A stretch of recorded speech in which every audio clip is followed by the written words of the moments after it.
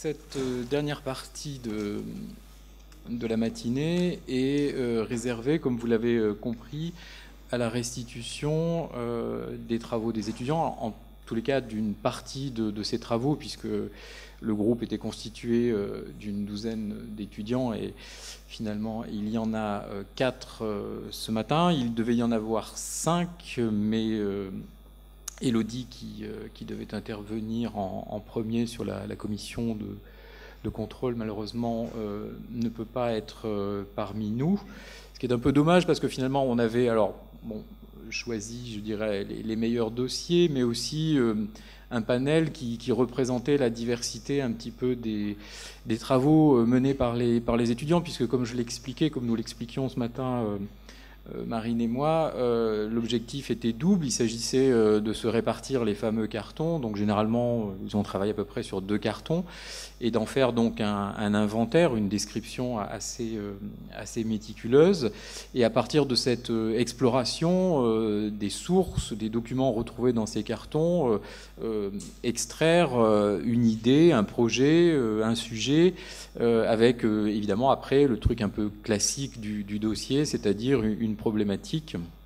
et structurer une analyse, une démonstration à partir non seulement de matériaux retrouvés dans ces 2 cartons, mais en retrouvant évidemment d'autres sources par ailleurs, soit aux archives nationales, soit dans d'autres institutions patrimoniales. Et du coup, le dossier d'Élodie, que malheureusement elle ne présentera pas puisqu'elle n'est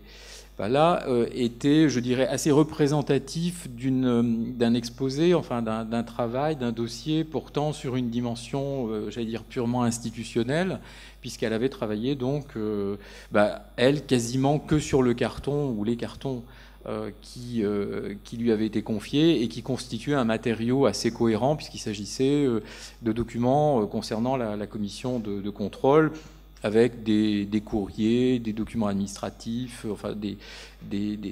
documents assez variés qui donnaient une très bonne idée du fonctionnement de cette commission